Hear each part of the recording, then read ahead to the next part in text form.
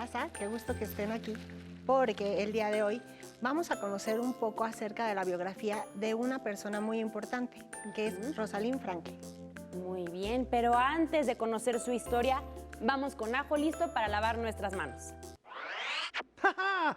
Me da mucho gusto saludarlos. Espero que estén muy bien. Qué bueno que vemos la escuela en la tele y seguir aprendiendo a la distancia. Y al mismo tiempo, estar con la familia. ¡Ja, ja, ja! Me gusta la escuela y mi familia. Aprendo mucho.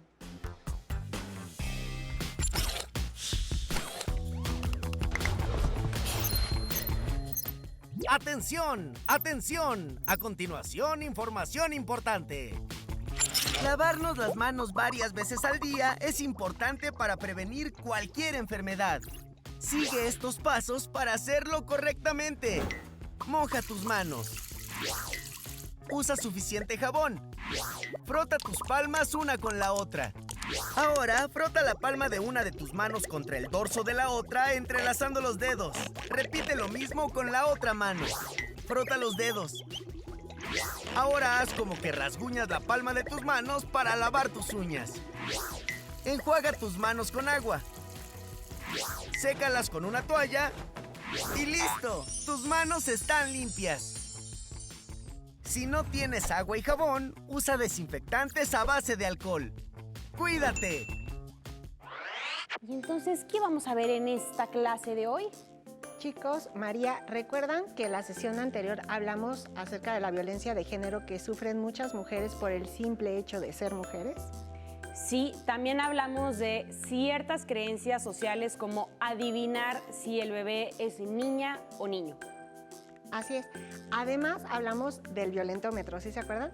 Que fue creado por el Instituto Politécnico Nacional y que es una herramienta que nos ayuda a medir los tipos y niveles de violencia hacia la mujer entre parejas de novios o hasta con esposos.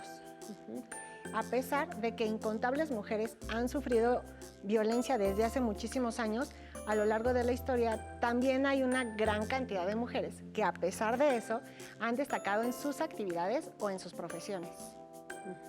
Así es que hoy vamos a conocer a una mujer que destacó por sus logros, pero que precisamente por ser mujer y por la perspectiva de género que predominaba en el tiempo en el que vivió, no fue debidamente reconocida en su momento. Y es de la que les mencionaba hace un rato, la científica Rosalind Franklin. Rosalind Franklin. Su nombre me suena porque en los libros que hablan del papel de las mujeres en la ciencia se le relaciona con el ADN, la molécula que contiene la información de nuestras células y que estudiamos en la sesión anterior. Así es, exactamente, María. Rosalind Franklin estudió química y su trabajo hizo posible uno de los descubrimientos más importantes del siglo pasado y también tuvo un gran impacto en la física y en particular en la biología. Con su trabajo pudo clarificarse la estructura de doble hélice de ADN, lo cual fue muy importante para comprender el funcionamiento de las células y realmente en general de todos los seres vivos. ¿Podrías ayudarme a leer un poquito ahorita lo que va a aparecer en la pantalla, María? Por supuesto que sí. ¿Sabías que el 25 de abril de 1953 la prestigiosa revista británica Nature publicaba el célebre artículo titulado Una estructura para el ácido desoxirribonucleico, también conocido como ADN, firmado por James Watson y Francis Crick? Muchas gracias. Aunque solo ocupa el artículo, como bien lo ven ahí, una página, ese artículo revolucionó el mundo de la ciencia de aquellos años porque descubría la molécula que almacena y transmite la información hereditaria en todos los organismos vivos, desde las bacterias hasta los de los seres humanos. Así es que vamos a conocer la vida y los logros de Rosalind Franklin leyendo su biografía, que es uno de los contenidos que también hemos estado trabajando con la maestra Gaby Rivas en la asignatura de Lengua Materna Español. Exactamente. ¿Nos podrías ayudar un poquito a leer el comienzo de su biografía, María, por favor? Y chicos, Sí, por supuesto que sí. pongan mucha atención porque es importante que tomen nota de aspectos muy relevantes que vivió Rosalind Franklin. Muy bien. Voy a comenzar. Rosalind Elsie Franklin nació el 25 de julio de 1920 en Londres. Su educación más temprana, hasta los 18 años, la recibió en varios colegios de prestigio, incluyendo una estancia en Francia con un programa que incluía física y química. Vuelve a casa y aprueba el examen de ingreso en el Colegio de Newnham, en Cambridge, para estudiar ciencias experimentales y, en concreto, química. Su padre no aceptó la decisión de Rosalind y le retiró su apoyo económico. Pero una tía, hermana de su padre, corre con los gastos y le permite estudiar en el centro elegido. Tiempo después, el padre aceptará la decisión de su hija y vuelve a hacerse cargo de los gastos. Adrienne Weil, una científica francesa refugiada en Inglaterra durante la guerra, fue la que la orientó el trabajo postdoctoral de Rosalind y en 1947 la animó a ir a Francia, al Laboratorio Central de Servicios Químicos del Estado en París. Era un grupo de investigación muy activo y, sobre todo, abierto a las mujeres, a diferencia del rígido y masculino entorno que conoció en Inglaterra. En París, aprendió la técnica de difracción de rayos X, en la que se convertiría en una experta a nivel mundial y que aplicó años más tarde a la molécula del ADN. En 1951, vuelve a casa a Inglaterra y consigue una plaza en el King's College de Londres. Allí, John Randall, el director del departamento, le encargó el estudio de la estructura del ADN. Pero el King's College era, dentro del panorama masculino de la ciencia inglesa, el centro que parecía encargado de guardar las esencias. Las mujeres del personal de King's College eran tratadas con respeto, pero sabían, sin ninguna duda, que nunca alcanzarían el estatus de los hombres. Pudieron reflejar, chicos, ahí en casa cómo la historia de Rosalind Franklin refleja tanto la situación de muchas niñas con deseos de estudiar y prepararse, como la manera en que las perspectivas de género se convierten en limitantes para lograr sus propósitos de vida. Un poquito más o menos como el video que habíamos visto la clase pasada. Ahorita voy a seguir leyendo yo otro pedazo de la biografía. Así es que pongan mucha atención. En su estancia en el King's College, Rosalind Franklin mejoró el aparato para obtener imágenes con ADN. Cambió el método y obtuvo fotografías junto a su estudiante de doctorado, Raymond Gosling, con una nitidez que nadie había conseguido antes. En noviembre de 1951, dio una charla para exponer sus resultados a los colegas del King's College. Entre el público estaban Watson y Crick, también interesados por la estructura del ADN. En aquel seminario, Watson y Crick empezaron a conocer el trabajo de Rosalind Franklin y a utilizar sus datos. En los meses siguientes, Watson y Crick recibieron imágenes de ADN tomadas por Rosalind Franklin, rara vez con su permiso, y la mayor parte de las veces sin que ella lo supiera. En febrero de 1953 vieron 3 imágenes, y entre ellas la famosa fotografía número 51. Para entonces, Watson y Crick llevaban más de un año sin conseguir ningún resultado positivo. La número 51 la habían conseguido Franklin y Gosling en mayo de 1952. Por lo que se sabe, Rosalind Franklin nunca se enteró de que Watson había visto la fotografía. Estas imágenes, más los datos de la charla de Rosalind Franklin de noviembre de 1951, más algunos datos proporcionados por otro científico, llevaron a Watson y a Crick a su propuesta de la estructura del ADN y la publicaron en el Nature en abril, solo un par de meses después de ver la número 51. En el mismo número de Nature, unas páginas más adelante, Rosalind Franklin y su doctorando Raymond Gosling publicaron un artículo muy técnico sobre sus fotografías, con la famosa 51, y demostrando su honradez científica y personal, apoyando el modelo propuesto por Watson y Crick. Terrible. Yo creo que es un muy claro ejemplo donde podemos observar el machismo que se presentaba en el ámbito escolar y laboral y que Rosalind Franklin tuvo que enfrentar. Y aunque muchas cosas han cambiado, todavía en nuestros días existen muchos casos similares. Así es. No seas malita, María, ¿nos podrías apoyar leyendo con la última parte de la biografía? Sí. Claro que sí. Hay quien ha propuesto que para entonces Rosalind Franklin había llegado a las mismas conclusiones que Watson y Crick, pero la rapidez de la publicación le impidió proponer su modelo. Pero ya estaba cansada de sus discusiones con sus colegas hombres y en general del ambiente de King's College. Se traslada al Birkbeck College, también en Londres, al laboratorio dirigido por John Bernal, donde permaneció hasta su muerte. En este centro, su carrera investigadora siguió adelante, con importantes trabajos sobre virus, en concreto el del mosaico, del tabaco y el de la polio. Pero en 1956 se siente mal durante un viaje por Estados Unidos y pronto se le diagnostica cáncer de ovario, quizá provocado por la excesiva exposición a radiaciones durante sus investigaciones con rayos X. Todavía trabajó durante otros 2 años y después de 3 operaciones quirúrgicas y quimioterapia, técnica que entonces estaba empezando a aplicarse, murió en Londres el 16 de abril de 1958, a los 37 años. 4 años después, en 1962, Watson, Crick y Wilkins recibían el premio Nobel por sus estudios sobre la estructura del ADN. Ni Watson ni Crick mencionaron a Rosalind Franklin en sus discursos de aceptación. Es curioso, pero son las tonterías que Watson hizo en los 50 y relató en los 60, las que crearon la admiración con que Rosalind Franklin es hoy recordada.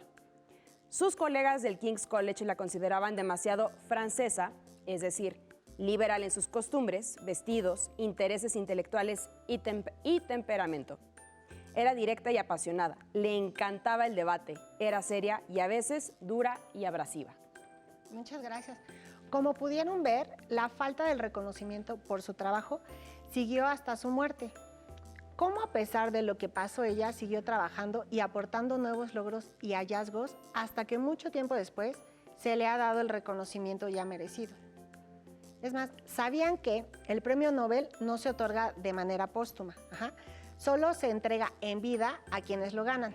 Y en esa ocasión, como tú leíste, Crick, Watson y Wilkins obtuvieron el premio Nobel de Medicina y Fisiología en 1962, sin mencionar a Rosalind Franklin, quien murió, como nos dijiste, en el año de 1958. Saben que si ella hubiese vivido, probablemente habría compartido el premio Nobel por uno de sus descubrimientos científicos que fueron de los más grandes del siglo XX. ¿Saben? Podemos ahorita leer algo que Rosalind le escribió a su padre en 1940, cuando ella tenía 20 años. Va a aparecer una diapositiva, maestra, María, si me puedes apoyar para leerla. Claro que sí. Dice, la ciencia y la vida ni pueden ni deben estar separadas. Para mí la ciencia da una explicación parcial de la vida. Tal como es, se basa en los hechos, la experiencia y los experimentos. Estoy de acuerdo en que la fe es fundamental para tener éxito en la vida, pero no acepto tu definición de fe, la creencia de que hay vida tras la muerte. ¿Qué les parece, este texto que esta Rosalind le escribe a su papá? La verdad es que en mi opinión, lo único que necesita la fe es el convencimiento de que esforzándonos en hacer lo mejor que podemos, nos acercamos al éxito. Y que el éxito de nuestros propósitos, la mejora de la humanidad de hoy y del futuro, la verdad es que merece la pena conseguirse. Y también creo que es importante resaltar que nunca se dio por vencida. A pesar de que fue discriminada por ser mujer, ella nunca dejó de investigar, aunque no recibió en vida los reconocimientos que merecía de parte de la comunidad científica. Así es, yo creo que justo por esa tenacidad es ella un gran ejemplo para las mujeres y por supuesto, bueno, también para los hombres. Vamos a retomar un poquito acerca de la vida y de la carrera de Rosalind. Entonces, yo les quiero invitar a que los chicos en casa, de la biografía que acabamos de leer, elijan una de las siguientes opciones, para que en su cuaderno tome nota de lo más relevante. Puede ser a través de un mapa mental, ¿no? A lo mejor por el tipo de texto, que es biográfico, podrían realizar una historieta, o a manera de redacción, contarle a un amigo o a una amiga a través de una carta parte de lo que hizo esta Rosalind en vida. Que aparte lo mencionen a su familia para que ellos también se den cuenta de cómo hay casos de muchas mujeres que gracias a esa tenacidad, bueno, tenemos ahora grandes aportes debido a que no se dieron por vencidas y a que en su época, aunque no estaba permitido en algunos casos, bien visto en otros, ellos, más bien ellas, tuvieron esa tenacidad para seguir y continuar, y algunas pues han hecho aportes tan relevantes y no reconocidos como fue el caso de Rosalind Franklin. Exacto, y no solamente en la comunidad científica, en cada una de las, digamos, áreas de expertise que podemos tener nosotros cuando crezcamos, bueno, en este caso ustedes, nosotras ya crecimos, pero en cada uno de los sectores van a encontrar mujeres que son muy importantes y que no han sido lo suficientemente reconocidas. Mencionábamos antes de entrar aquí a su clase, por ejemplo, en el caso de la literatura, a Sor Juana Inés de la Cruz, que fue una mujer que para su época le costó muchísimo trabajo poder siquiera entrar a una escuela y obtener la educación que necesitaba recibir, y fue muy mal vista. Y así podemos encontrar muchísimos casos en la pintura, en la escultura, en... Ibas a mencionar, igual en la literatura, quizás otro ejemplo puede ser el de Rosario Castellanos. Sí. Y yo creo que en varias áreas hay mujeres que, gracias a sus aportes, hoy en día tenemos avances muy significativos. Exacto. De hecho, también, si ustedes en casa han estado siguiendo constantemente sus clases, habrán visto algunas cápsulas donde hablan de mujeres mexicanas que han tenido un gran aporte. Exacto. De hecho, un reto que les voy a proponer es que elijan cualquiera de ellas, o sea, estén pendientes de todas las clases porque no saben en qué momento va a aparecer, elijan una. Y pues relacionando un poquito con la asignatura de lengua materna español, indaguen más, o sea, ellas nada más les dan una probadita de todo lo que han podido obtener. Ustedes investiguen y realicen una biografía de alguna de estas mujeres. De hecho, ¿qué tal si apuntamos los nombres de algunas de estas mujeres para que los alumnos y las alumnas en su casa puedan hacer la investigación de su biografía? Claro, que ellos elijan algunas de estas propuestas que nosotros les vamos a dar. Exacto. Podemos anotar los que ya mencionamos, que fueron Sor Juana Inés de la Cruz. Así es. Y Rosario Castellanos.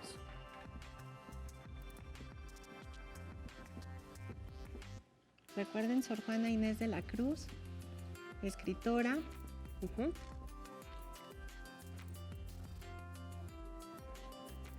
Rosario Castellanos también. Ajá, ya la habíamos mencionado. Hay otras mujeres mexicanas. Muchísimas, les vamos a decir ahora algunas pintoras, como Remedios Varo, que fue una pintora muy importante. Hoy sí se le reconoce, pero en ese momento le costó muchísimo trabajo poder tener un nombre dentro del mundo artístico. También les vamos a mencionar a María Izquierdo. Lo mismo, una pintora que le costó mucho trabajo. Exacto. Les vamos a mencionar a Matilde Montoya. Pintoras ya no tenemos ahorita. Pintoras, no, ya no. Matilde Montoya, médico.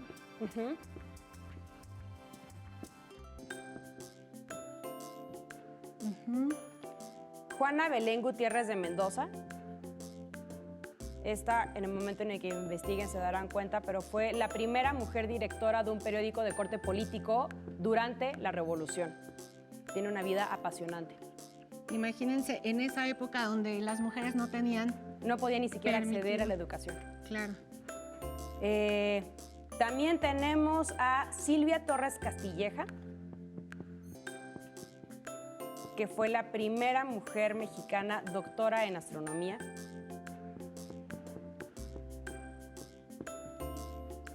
Y también tenemos a María del Pilar Roldán, que fue la primera mujer en obtener una presea en 1968 en esgrima durante las Olimpiadas del 68 precisamente. Así es, la primera mexicana en obtener una medalla. Exacto. Yo creo que tienen muchísimas mujeres para elegir y darse cuenta cómo a algunas les ha costado mucho más trabajo que a otras por la época. Ajá. Exacto. A veces algunas por justo el enfoque o la actividad a la que decidieron dedicarse, porque en esa época solamente estaba considerada para los hombres. Exacto. Por ejemplo, en el caso de Matilde Montoya. Sí. ¿No? O sea, primera mujer doctor.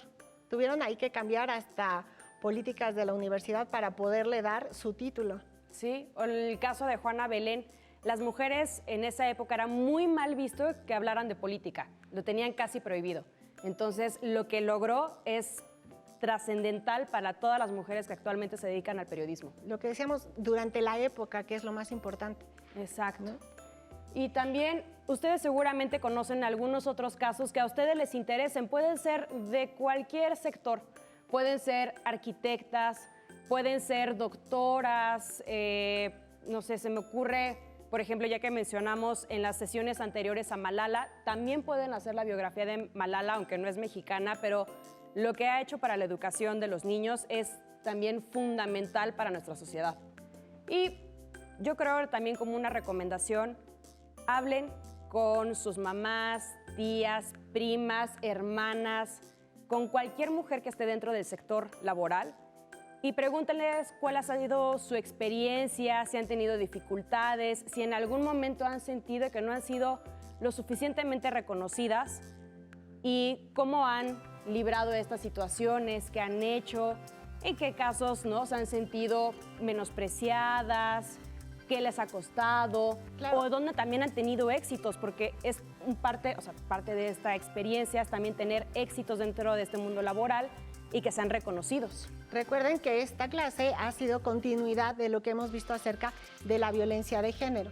Sí. Entonces, en algunos casos hasta cercanos, como tú bien comentas, María, no todas tienen la posibilidad, ¿no?, de continuar con los estudios o en sus trabajos de ser reconocidas en alguna área o ámbito a lo que en casa se dediquen. Como también mencionaste, ¿no?, si no necesariamente el hecho de tener, bueno, una licenciatura, una especialidad, sino también que sean reconocidos en lo que están llevando a cabo. Exacto. Entonces nosotros los animamos a que hagan esta actividad y que hagan un ejercicio y que además estos nombres que les dimos aquí y algunos que a ustedes les interesen, lo comenten con su familia y con quien nos acompañen en casa. Yo creo que gran parte de esto que estamos haciendo en estas sesiones es crear conciencia y que cambiemos la violencia de género. Gracias. No olviden, por favor, hacer las actividades en casa. Hemos terminado con la historia de Rosalind Franklin y espero lo hayan disfrutado tanto como Gaby y yo. Hasta la próxima. Si tienes dudas o necesitas ayuda, llama al Centro de Apoyo Pedagógico a Distancia. El número de teléfono para secundaria es el 55 36 01 71 23. Si requieres consultar los libros de texto en versión digital, recuerda que los puedes encontrar en la página conaliteg.cep.gov.mx. Y recuerda que también cuentas con el sitio aprendeencasa.cep.gov.mx, en donde podrás ver nuevamente los videos de los programas y además encontrarás actividades para fortalecer tus aprendizajes. También te invitamos a que consultes las plataformas nuevaescuelamexicana.cep.gov.mx y tripulantes.cep.gov.mx.